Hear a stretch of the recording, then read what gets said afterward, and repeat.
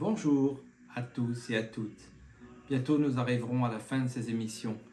Bien sûr, je ne vais pas continuer à lire tous les textes, mais comme je vous l'avais dit, je peux vous les envoyer tous, enfin tous ceux que Sœur Rosa Maria m'avait envoyés, et encore une fois je la remercie. Je pense à elle. Je pense à elle parce que tous ces religieux, on sent qu'ils sont heureux, comme je les envie. Quel bel exemple! Quel bel exemple de joie devant nous, et de vraie joie, de vrai bonheur. Ça se voit. La meilleure preuve qu'on puisse apporter à quelqu'un, c'est pas ce qu'on dit, c'est ce qu'on est. Et en fait, c'est ce que m'a montré Sœur Rosa Maria. J'avais déjà remarqué ça en allant voir des moines bouddhistes aussi. On sent une vraie joie. Quel bel exemple. Ça donne envie d'y aller.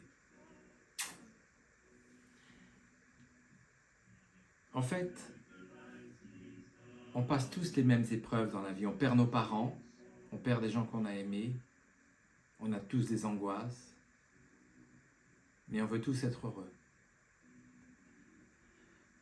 Et pour ça, il faut regarder l'enseignement de Jésus, car il nous a appris comment faire pour être heureux.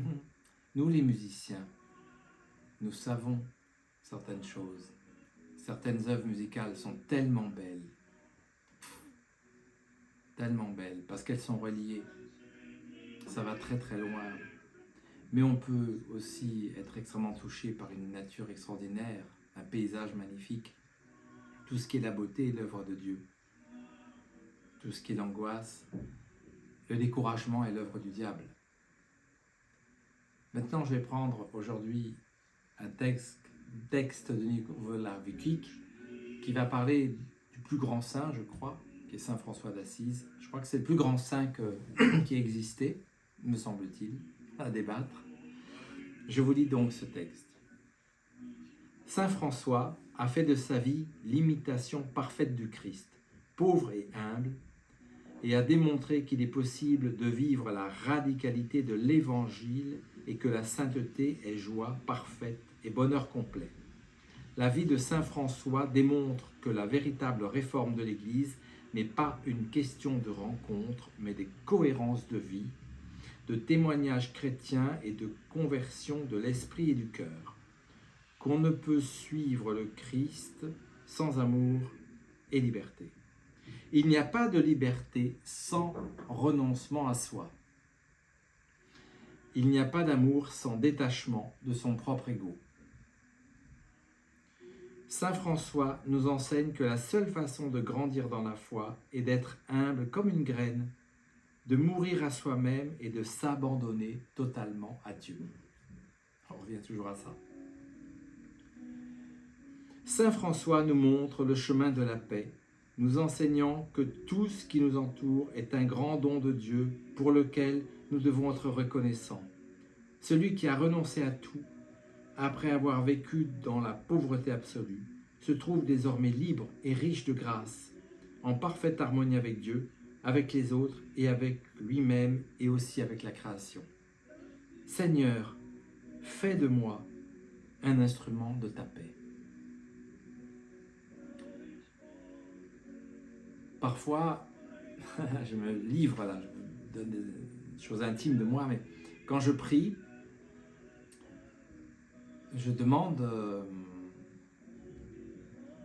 que Dieu agisse à travers moi. C'est-à-dire que mes décisions ou mes choix soient à son service, à lui. En fait, ce que je veux dire par là, c'est que quand une idée est juste, rien ne peut l'arrêter. Par exemple, dans ma vie personnelle, je ne sais pas dans quel pays je vais vivre là. J'ai 2 choix à faire. Et je me dis qu'il faut être confiant parce que Dieu posera mon corps là où mon cœur battra. Tout simplement.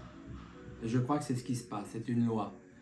Mais c'est lui qui choisira, parce que lui me connaît mieux que ce que je me connais moi, et il décidera quel est mon parcours pour le rencontrer. C'est ce que je lui demande. Je crois que ce texte aujourd'hui, mais celui de la semaine précédente, où on reparle de l'abandon à Dieu, de la confiance en Dieu, ça se ressent. Ça se travaille aussi. Ça se ressent. Il faut être avec. C'est pour ça que la prière est importante. On va y arriver, mais c'est dur le chemin de l'amour. Bien sûr que c'est dur. Le diable est toujours là pour nous détourner de tout ça, évidemment. Et souvent on dit que l'enfer c'est les autres, n'est-ce pas? Et c'était sœur Emmanuel, je crois, qui avait dit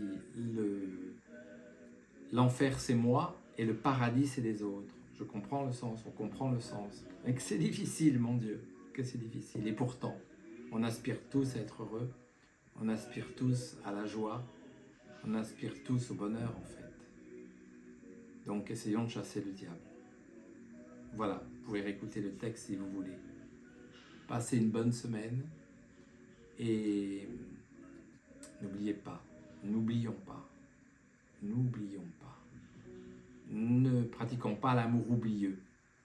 L'événement, c'est Dieu. Au revoir.